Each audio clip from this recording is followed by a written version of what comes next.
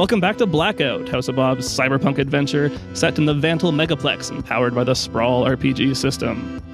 Hey, I'm Shaun, and I'm playing Cass, the ex-skip tracer fighting to pay his debts and settle old scores. Hi, I'm Shubert. I'll be playing Bunk, the beat hacker. I'm Dan. I'll be playing Tiz, the hard-nosed reporter tracking down corruption no matter the cost. Hi, I'm Cristina, and I'm playing the action star Jin Bae. You might know me as Sarge from my film series Exodus Base, The Last Sun, 1 through 7. And I'm Jake, your GM. If you want to support the show, check us out on Patreon, give us a 5-star rating on Apple Podcasts, or just tell your friends about us. Roll on.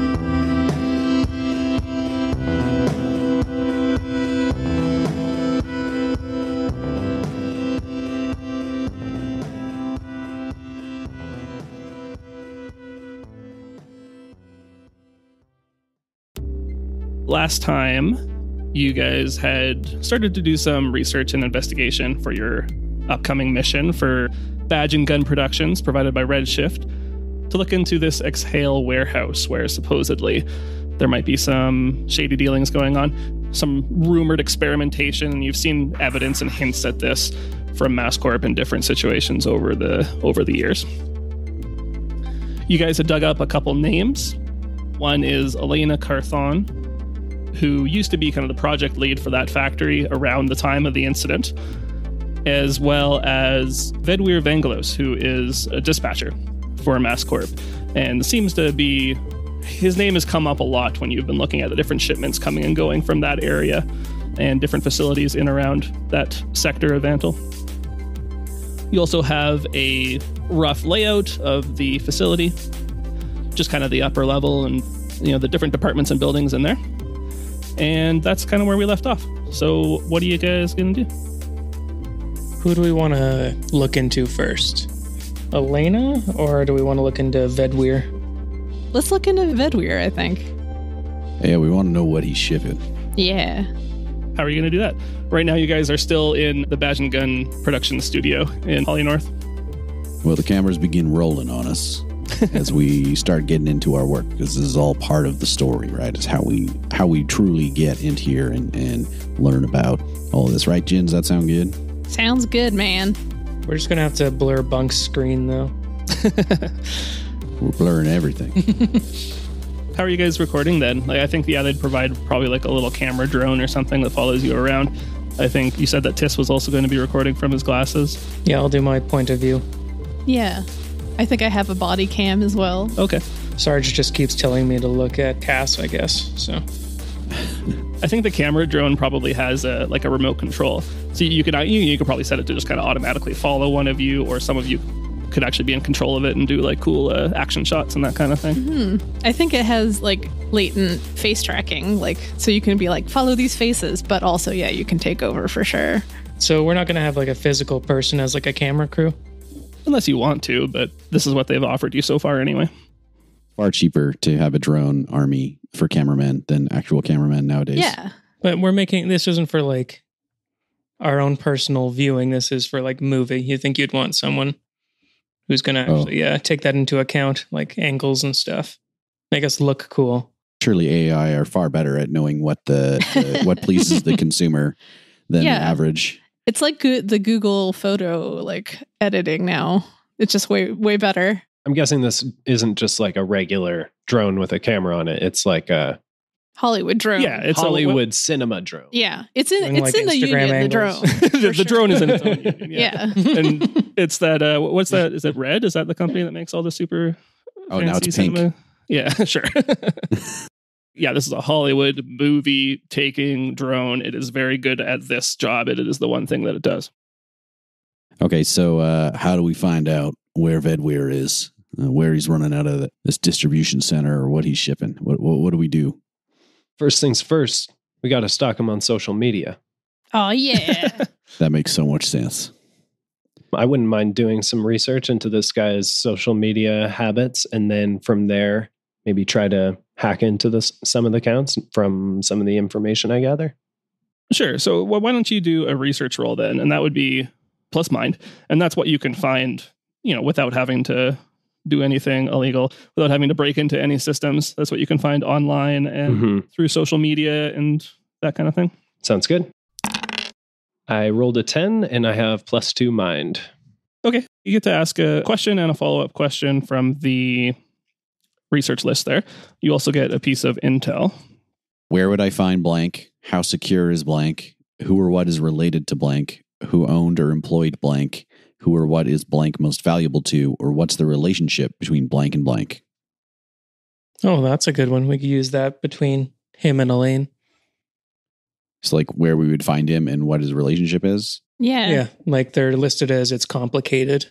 On the Facebook that you found. Yeah, on the Facebook, yeah. Oh, I didn't even consider that they would have any connection. I was just going to say, like, what's his connection to this project? Yeah. My angle is I kind of want to pit them against each other. That's not a bad angle. Smart. What's his connection to these experiments? It seems like something that'd be hard to find from social media. Yeah, no, that's fair, actually. Good point. It should fit in with the research itself, yeah. Let's start with where we can find him. Yeah. You dig through his social media and it's all posts about sports, following the Seoul Baseball League, right? And all his posts are about the lunar eclipses, I think was the name of the team. And a couple of his tweets as well are about watching events at a sports bar in the city. And there's a big game on Friday that he's going to be watching there. What a nerd. I didn't know anybody was into sports anymore. What's the team name? The Eclipse? The lunar eclipses. Okay. So that's where we might find him. Is that a sports ball game? Or there's also a sports bar that he frequents to watch a lot of these games. I'm sure he's taking pictures at it. Yeah, exactly. Yeah. I could probably score some free tickets and maybe we can offer him something. Some sort of exchange of info for these nice tickets. Oh, yeah. That sounds like a good box start. seats or something like that. I know some sports reporters, so maybe I can swing some box seats. Can bribe him. Perfect. Well, why don't we use our other questions and see where we want to go from there? Sure. Because you get 2 more. I think my next question, because this is pretty much my objective of scanning his social media, is to see how secure are his accounts, let's say. Sure. I think not very. He doesn't seem super technically focused or anything like that. Password 123 on all of them. Maybe not that simple, but Lunar eclipses rule. He's got like a bunch of retweets of like, those contests where it's like, oh, retweet this and win a iPad or whatever. It seems like he'd be pretty easy to fish in that sense. Perfect. All right, so we got a way to fish him? No, it's perfect because we know what his interests are too. I just have to research sports to see. So we know what we're talking about. You need someone with a bug when you're talking to him that can feed you sports information. Exactly. Is Jin a sports guy? Jin might be a sports guy. Sure. He might be. Extreme sports. Yeah, I mean, he loves Skip Tracer anyway. Oh, yeah. For sure. That's canon. He's probably really into base jumping. He is in the majors. He's into professional base jumping, yes. Competitive base jumping. Yeah. Last one to pull shoot wins. Oh my God. Chicken base I like jumping. that. We got one more question, right? No, 2 questions on research. Oh, but you also get intel, which you can use later. Sounds good. Yeah, that's good. So you know a little bit about this guy, where you can find him, and that he probably wouldn't be that hard to fish or manipulate in that way. Yeah. I think one of the things too, we want to take some time and connect Tiss with my cyberwares girl. Oh, for my ears. Yeah. Yeah, I'm cool with that. I might have to take a day off. You'll be off for a bit, but we can still keep going. That's fine. You guys have time to do this kind of stuff. This is not a rush mission. Okay. So do we just want to kind of gloss over, or do you want to actually go into detail about my ear repairs? Are you doing anything special with it, or it's really just getting it back to where it was before? Or even better. I mean, even better would be nice. Be nice to have not faulty ears. She's pretty good, this girl. Lana. It depends. One budget will probably get my ears repaired, but I probably need to do 2 if I wanted to advance them. Yeah, spending the budget clock is to fix your cyber ears. If you want to do something fancy, it might not be another budget clock, but it'll probably involve a roll and something like that. But I'm willing to take a risk. So my cyber ears are wide frequency and recording.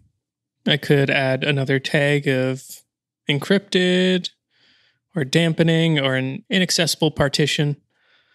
I don't know. I don't really think I need anything else. Just to not be crappy. Yeah, basically. Yeah, I'm not going to go for anything new. I would just like to be able to hear again. That's all. That's fair, yeah. Otherwise, I'm just going to be yelling, "What?" the whole mission. I'm going to blow our cover like a million times over. Just be quiet. What? Okay. Yeah, I don't think we need to go too into depth on that. Just that you meet with Lana, who is Jin's cyberware lady. Let's get back to Vedweir then. What's the next step? Let's fish this mofo. Okay, so we know what bar he frequents. Mm-hmm. So maybe we can do some sort of promotion at the bar so he'll know he'll like come for that. Mm-hmm. We can make a promotion regarding the lunar eclipses. Oh, I can maybe see if one of my fan people or maybe like work for the team or... What if Jin is, as a celebrity, or at the bar doing a promotion for the team, or you're trying to like, you know, you're promoting your newest movie or something like that, and I don't know. And one of the prizes, the door prizes, is box seats for this guy's sports team. Right. So I could probably get the box seats. Maybe I could get like an actual, you know, party van type situation from the team because they have those types of things to like, hey, they take it to, you know, and promote stuff. So I mean, we used to have a van. I don't know if we could party in it. No, not from us. The sports, the lunar eclipses. actual, okay. The actual sports team, you know, actually says it on the side and everything. I probably can't get that. I don't know if you can. I know people. I feel like this is getting a lot more elaborate than just to fish for just one guy. to like, give this guy free tickets. Well, we want to interact with him in some way. What's the end goal? Like, what do we want out of him? Yeah, start with Let's that. put some sort of tracing bug on him so we can actually confirm that he is going inside the warehouse and all that. But does he still work there? I thought he didn't work there anymore. We're under the impression that he does, I think.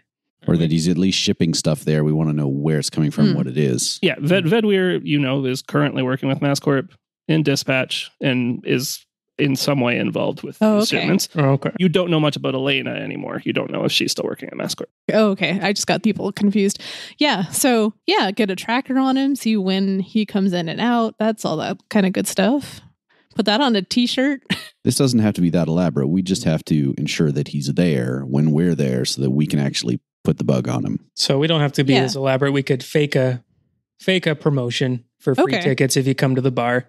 That way I don't have to blow a contact and you don't have to, you know, flaunt yourself around. Yeah, all he really needs is maybe Bunk create a fake profile for the bar that sends him an invite to like a special lunar eclipses night or something like that. He shows up. Turns out it wasn't actually tonight, but pat on the back. Hey, here's a beer. And some tickets, I guess. No, I'm not giving him tickets. Oh, okay. No. I liked the idea of giving him like box seats. Ooh. Like that would be an isolated. And then we could actually have like a conversation with him because he'd be in the box with us. Right. Oh, yeah. And we could perhaps make it seem like, I don't know, we're trying to do something to work with him. I never thought I'd say this, but let's go watch some sports. We got that on recording. So, Bunk, how about you make up a fake profile and send that message off to him? Yeah, that sounds good. I'm just thinking because we want to have some kind of tracker on him. Mm-hmm. I think, you know, your classic spy bug or, you know, tracker device might get find out. But if I can just put something on his phone, like whatever. Oh, yeah, some malware. Yeah. Something on his phone to track him, then, I mean, potentially we don't actually have to physically meet up with this guy, which I feel like would be safer. Install this app for latest news about the lunar eclipses or access to special contests. No, that's perfect. Like download this app and you'll be entered into this like contest to win season pass. Oh yeah, that's perfect. I think. Mm-hmm. I like that. Cool. Sounds good to me. We know he's got a history of clicking on links he shouldn't. Yeah, exactly. So shouldn't be too tough. Okay, sounds good. Bunk, let's do a mind roll then and see if you can get this. See if you can pull this off. Well, how about I just give you a pep talk, Bunk? You're a wizard with this stuff. I've never seen anybody so good at hacking in all my days. I think that if anybody can create a fake application in order to broadcast somebody's location 24/7, it is you. Oh man, I feel so hyped up right now, man. All right, got to be like a +1 hype at least. That's a +1 hype for sure. All right, I channeled this hype into making an app. And not your music for some reason. Yeah. It's like a scene in Swordfish. Gonna hack the thing in like 30 seconds. Yeah. I've never actually. He's sweating. God. Oh, damn. I rolled an 11. Oh, yeah. Shit. I got +2 mine, so 13 total. And +1 from the hype. 14. So the highest roll ever. Cool. So yeah, no problem. You create this fake profile and this fake app, get season tickets and that kind of thing. And he eagerly downloads it. You actually get a few other downloads as well. I accidentally created a really good app. Yeah. it's super addictive to play. Yeah. It like finds like cheaper tickets for people or something. People now depend on it. It's a shame you didn't monetize. That was kind of stupid of you. Basically, you'll just have to sit on this bug for a couple days and see what he gets up to and what kind of data you can accumulate from that. Do we want to just skip ahead to that, or do you want to do something else while we wait? Well, I'll probably try to secure some box seats. Is that still the plan? I don't think we actually need to, right? I don't think we thing. need to do that. No. I think it's more important that we know where he works. Yeah.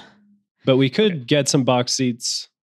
Just for us. Yeah, just for us. Like to learn about what these sports are. After a couple days, you sift through all this data and pull out the actual important bits, and you find he does work at the MasKorp headquarters, which is in Hollynorth. Ugh. Works as a dispatcher there, and he primarily services that Cascades region where the Exhale warehouse is. Not exclusively Exhale, though. He does a lot of shipments to that area, but to different facilities, different factories, different mines, that kind of thing in the Cascades. I'm going to make a note of all of those factories that he goes to. And yeah, I feel like it might be good to check those other ones out to see if there's experiments or anything shifty going on in those locations as well. I mean, probably, but yes. Since you rolled pretty high, we'll give you as well that a lot of those shipments, and like it seems like an anomalously high number of those shipments are either canceled or returned, or delivery fails, something to that effect. These are the ones he sends out to other locations? Yeah. That seems strange. I honestly can't think of a reason for why that would be. Can anybody else? He's trying to make it look like he's doing more work than he really is. Trying to make Exhale disappear in the white noise. That's possible.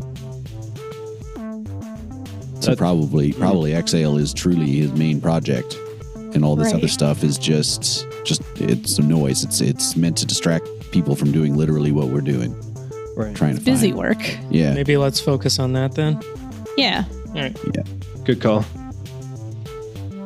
And so do we actually kind of have times and stuff that he actually shows up there? He has a 9-to-5 job. Yeah. Okay. Now we want to know what he's shipping. Right? Yeah. Yes. So that's either like a hack or like a physical thing where we pull over a like delivery truck or something. So we know when they're leaving because we have dispatch times, presumably, if we know that he's making all these orders. Pulling over things sounds way more fun. I thought you wanted to lay low on this one. Yeah.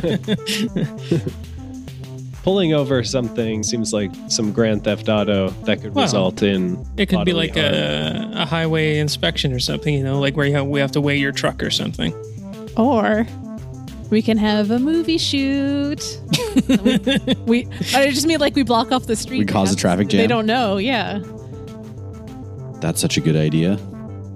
We have to reroute them. We cause a traffic jam. He's stuck in traffic, and then one of us just has to like walk by. Not he, but the delivery truck or whatever it is. Yeah. Just has to walk by and scan the vehicle. The only problem is the fines from the Vantal Transit might be higher than our pay for this job. This would definitely be another budget tick for sure. I think so, yeah. I think that's an option. Yeah. If you put a little cash in the right places there was a scene that was going to be shot somewhere else and you move it to the right location to block this delivery driver. And you would need some kind of scanning, proper scanner or something, but that could probably be a piece of gear or something like that. Mm-hmm. No, do we think that is worth like a piece of our budget, just finding out what's in those trucks? I mean, I think so. I think that's part of this job. What they want to know about the facility is what are the experiments. If we know what the equipment is, that gives us a clue to that and prepares us for when we actually go in. Okay. I can agree with that. That's my thought. And you guys are welcome to disagree with me. What are we scanning exactly? Whatever he's delivering to the facility, I'm thinking we want to know what that is. Yeah.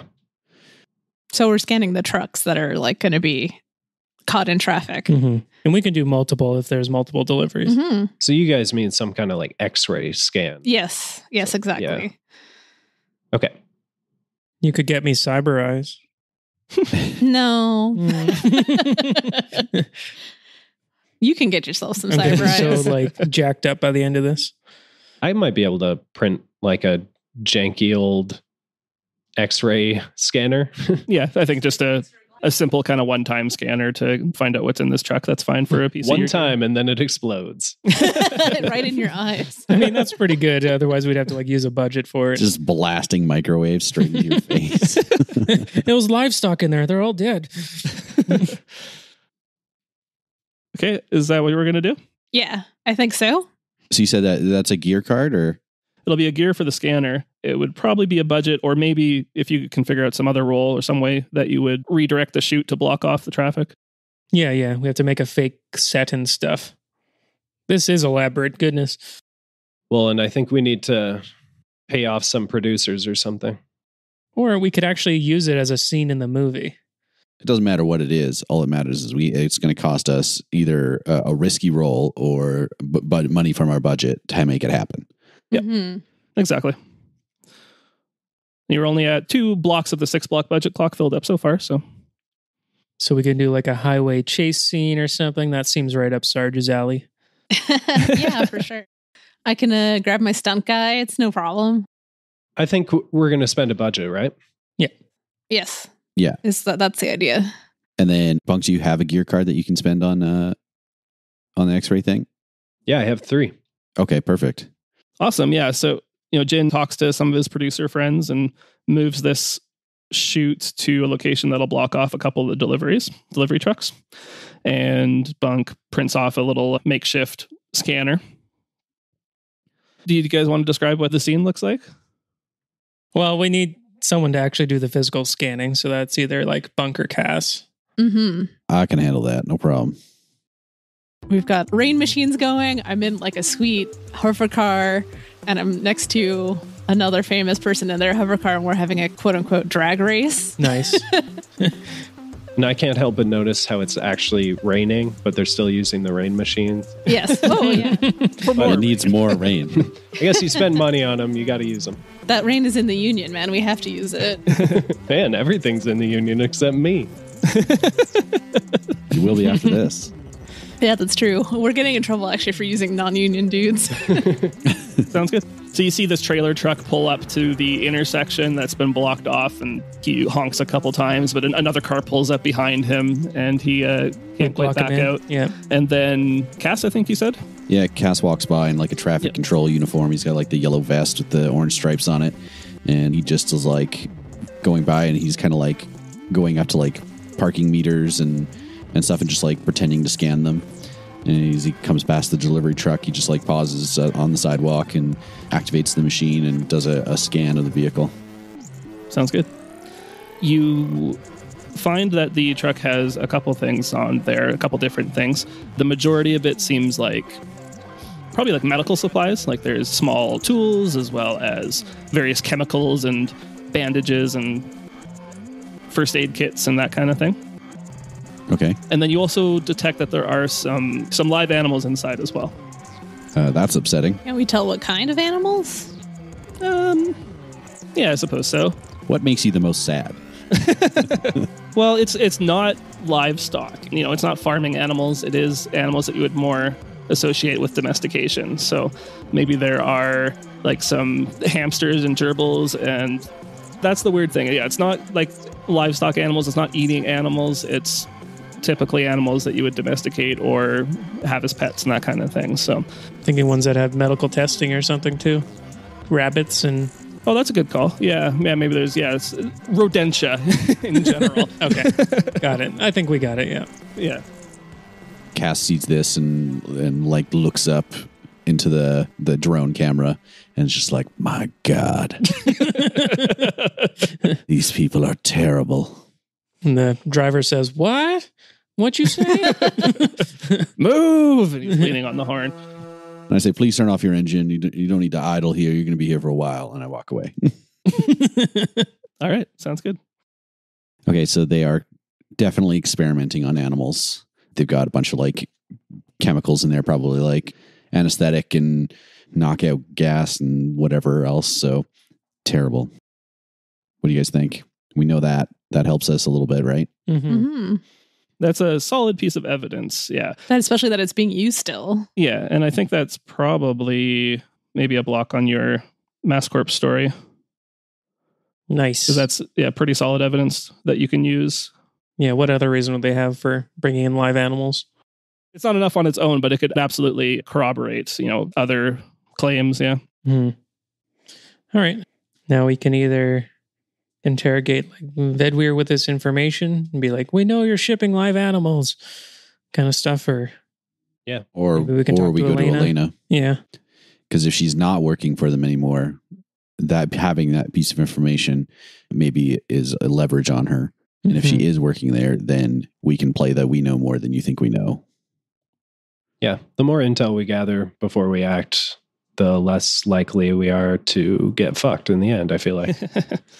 We'll Generally. see. We just got to make sure we don't run out of time True. in terms of like work, right?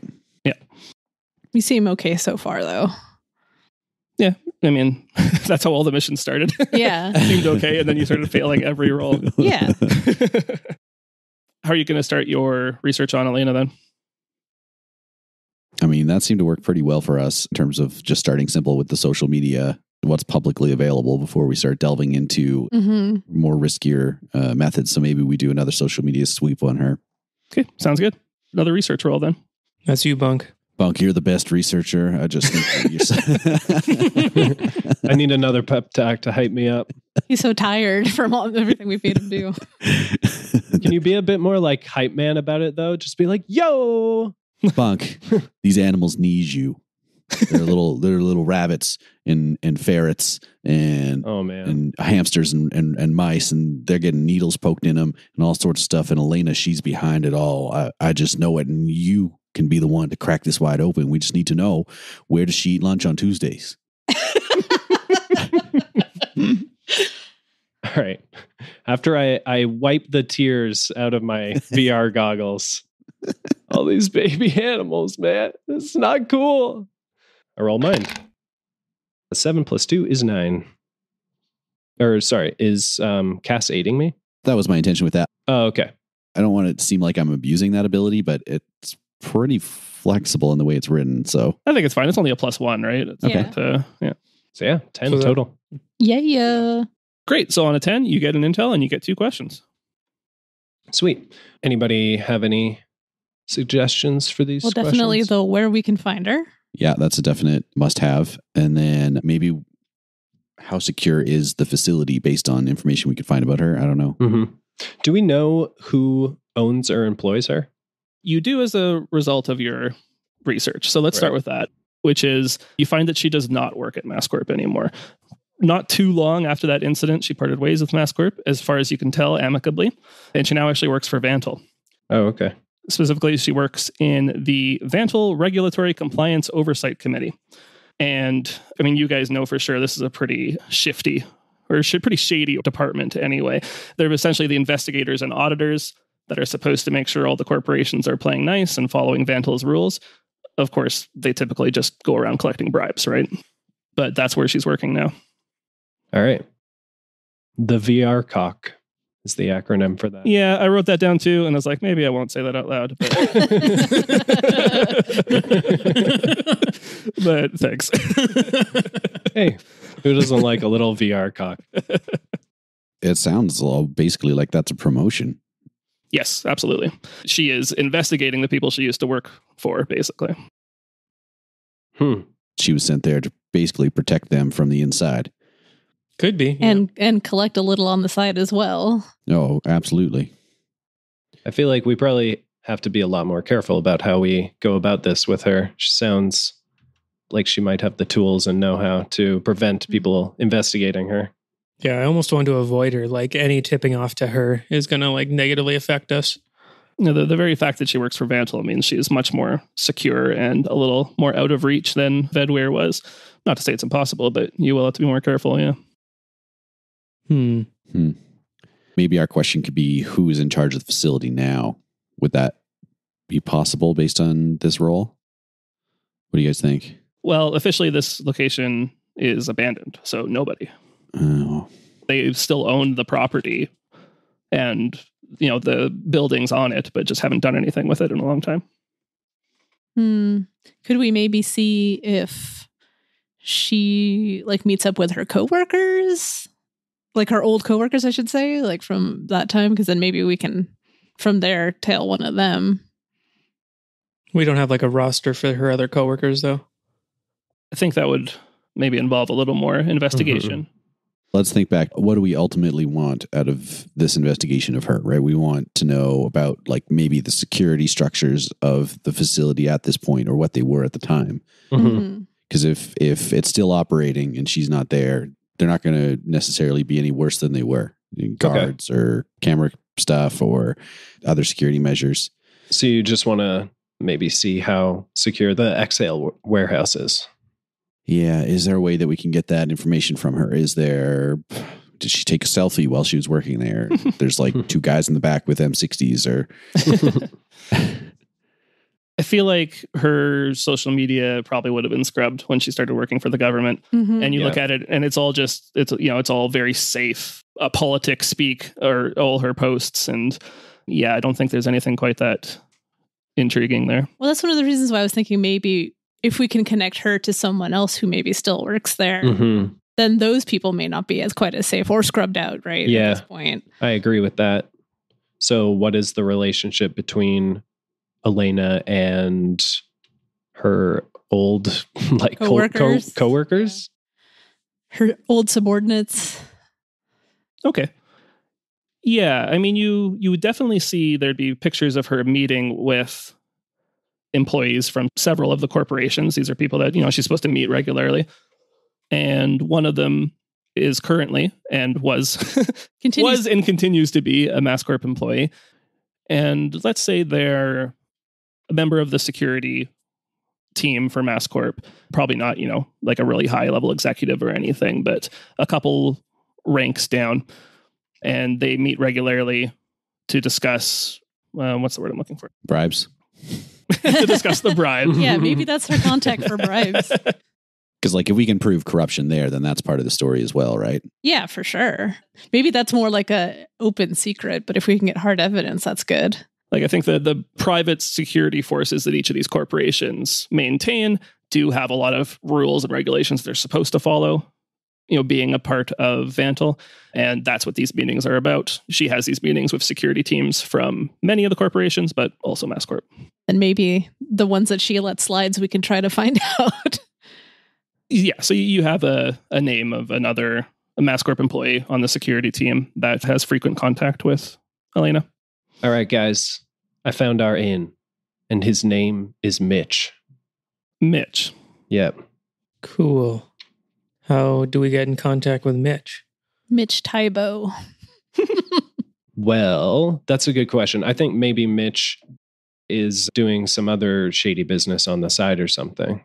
Even if it's just another connection, like if he's still working at the facility and she's still meeting with him, then we've connected her, who's working for the city, to the same animal experimentations, right? So this is now becomes like a government conspiracy that we're exposing. maybe if we could get like a conversation between the two of them, that would be really good. Because then, like I said, I think he's probably partly one of the people, who's letting certain security things slide. So that way she, and then she gets payments from him to be like, yeah, no, this is great. I'll stamp approval on this for the yearly meeting or whatever. Yeah. So where do they meet and how can we record some of those conversations? So maybe we could set something up that would tip off Elena that she needs to investigate something, like trip some sort of security thing that would come up on her radar and make her investigate it, or at least talk to Mitch about it. I'm not sure what that would be, but I'm great at tripping security measures. So. Yeah, that seems like something well within our means. We just have to be able to record that conversation, though.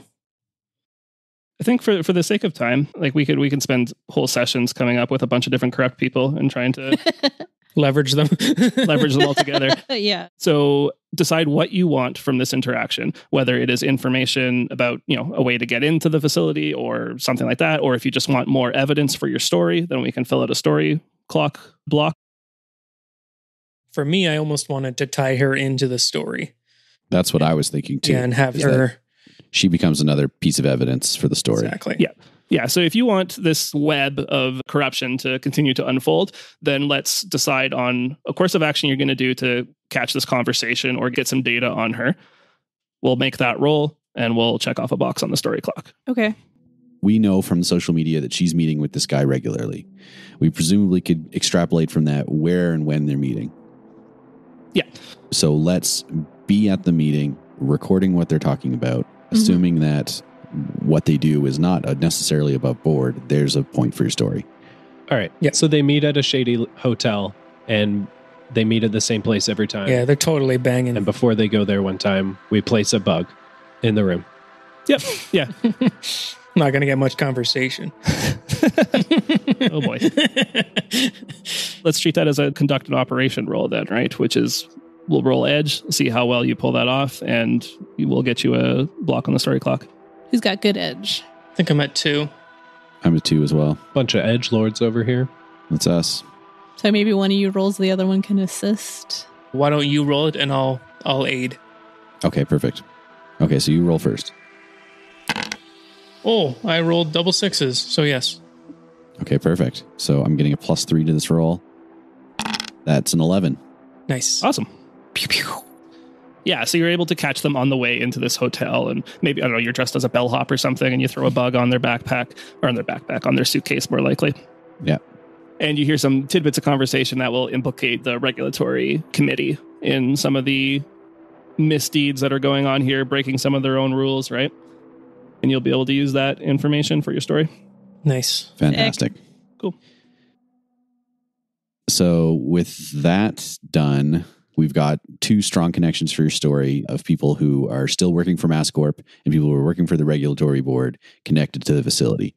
Now we need to actually have footage of the facility for the movie. Yeah. Mm-hmm. Yeah. We need to figure out how to get in and get out. This is all supporting evidence. You need the main thing now. Yeah. Yeah.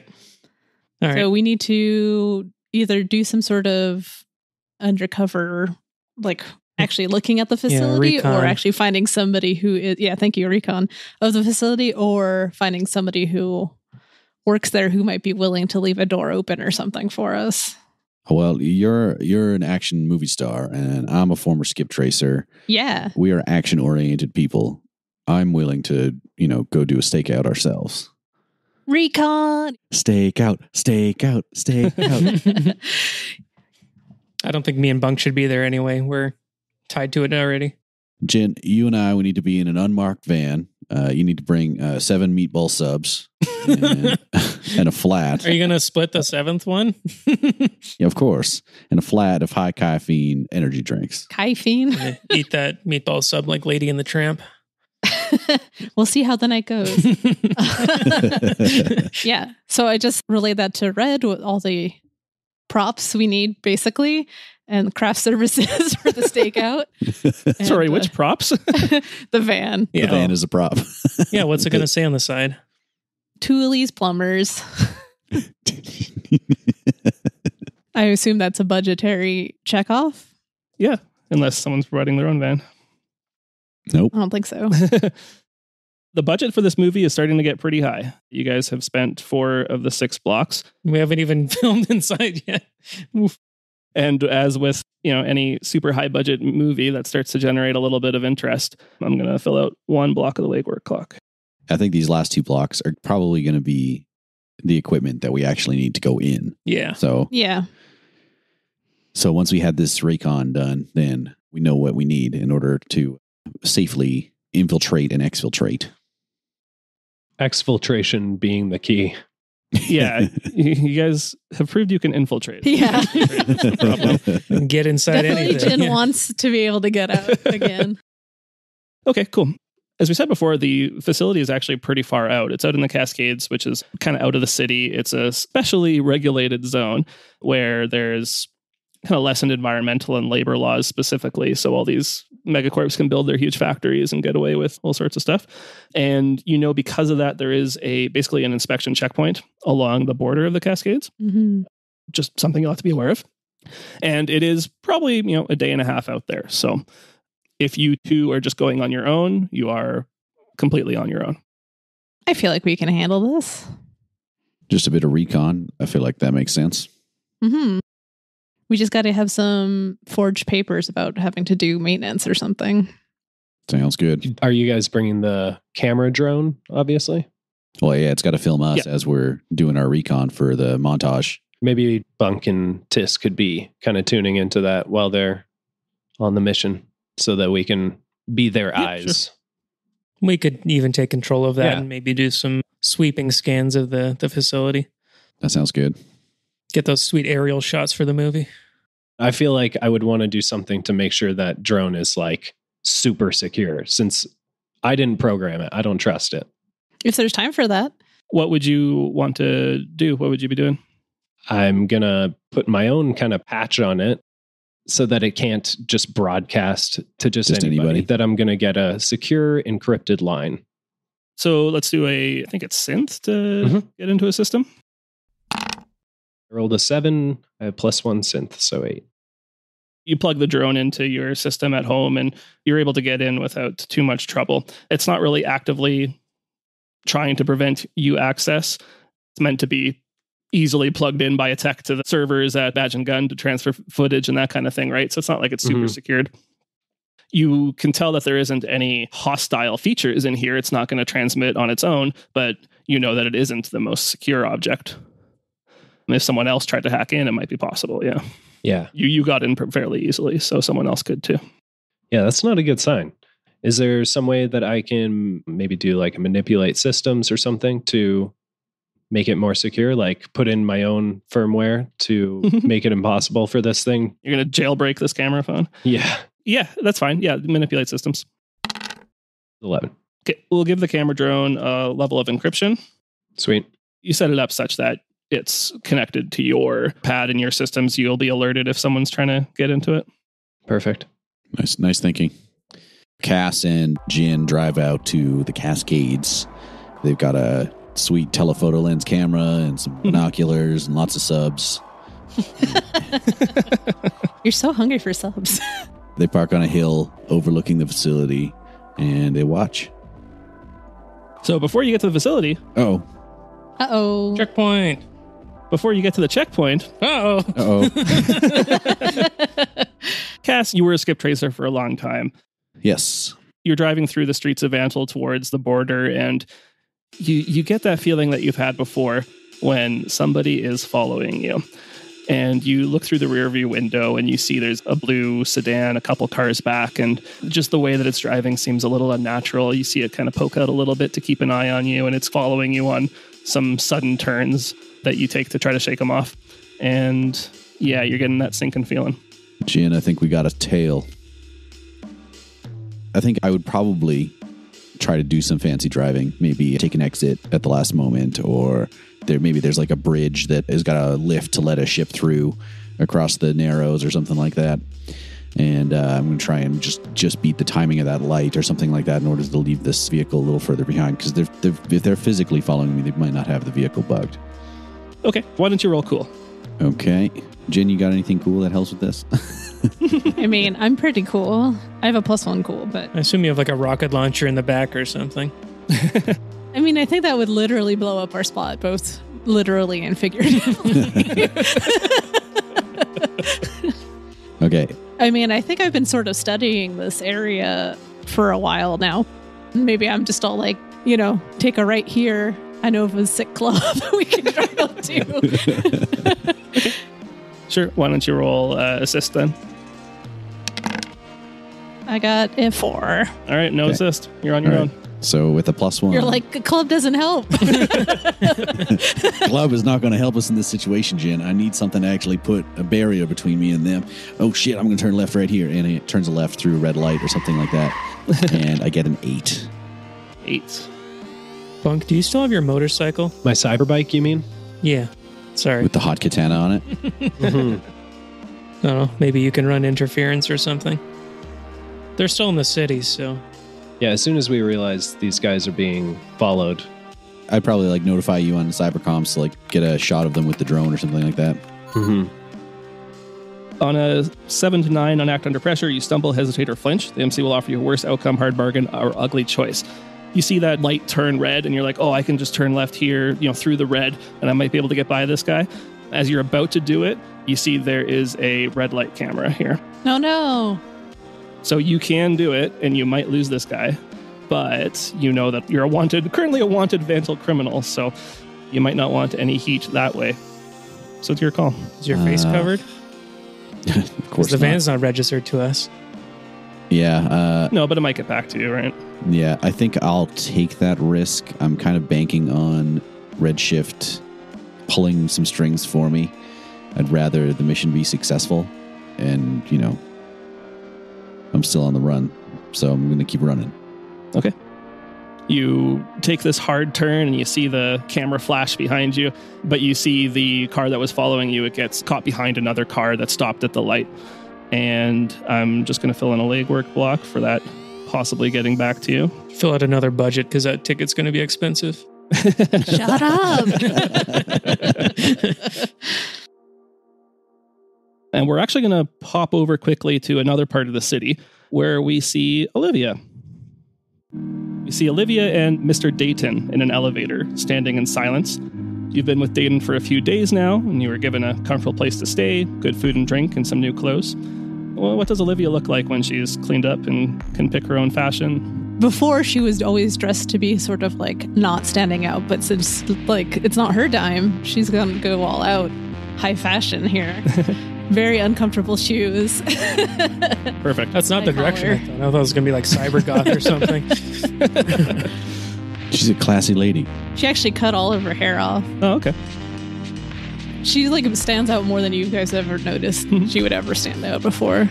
So you still have some painful memories of your time in the MasKorp labs, but so far Dayton hasn't brought up your implant or any experiments, at least not since your initial interaction with him. Today he asked you to follow him as there's somebody he'd like you to meet. The elevator takes what feels like ages, and the glass window shows you rising above the street level of Hollynorth to the glittering upper levels of Alta Vista. You're pretty far north in the city, so you can see the mountains pretty clearly from here. Eventually, the elevator stops, and Mr. Dayton motions for you to exit as the doors open, revealing a breathtaking aviary. Exotic plants and trees from around the world filled the domed roof, which presents an unobscured view of a brilliant blue sky. You see dozens of birds in amongst the trees and perches, from small hummingbirds to parrots and peacocks and hawks, and just about everything in between. In the middle of the room, a figure is stooped over a small garden with a trowel and a cart of flowers that they're planting. It is Mix Mimi Moji, who has eschewed their normally glamorous and fashionable look for a pair of dirt-stained overalls and a tan t-shirt. We, the audience, have seen this person in a few scenes, and Olivia likely recognizes them as well. They're a well-known face of MasKorp and fashion influencer. Some of Olivia's new clothes probably have their name on it somewhere. A brown lyrebird with a metal plate on its head struts between the two of you as Mimi stands, brushes the dirt off, and greets you. Hello, Olivia. Mr. Dade told me about you. We have a lot to talk about. Thank you for listening to The House of Bob. Please give us a review on Apple Podcasts, tell a friend. You can talk to us on social media at The House of Bob or join our Discord server to chat with us directly and other fans. You should know that we recently switched up our Patreon tiers. If you aren't already a patron, now is a great time to help support the show and get a little something extra for your trouble. We've added a monthly blog post and some more zines to sweeten the deal. We're so thankful for our amazing patrons and are very excited to make some cool new bonus content for them. I'd like to thank our existing patrons, Volt, Tyler K., Tom Wesley, Mike from the Tales from the Glass Guarded World podcast, Sylvia Douglas, Scooter Emerson, Robert, Ray Kearney, Rowan Frick, Luke Conroy, Kieran Duffy, Keith Haddad, Josh Jordan, John Julius, Jessica, and Blackout. Thanks very much, everybody. Artwork for this episode was by Shaun at Shaun Makes, audio production by Alex of Astronomic Audio, and music was by John Julius, licensed under Creative Commons by Attribution. Thanks, everybody, for listening. Have a great day. Roll on.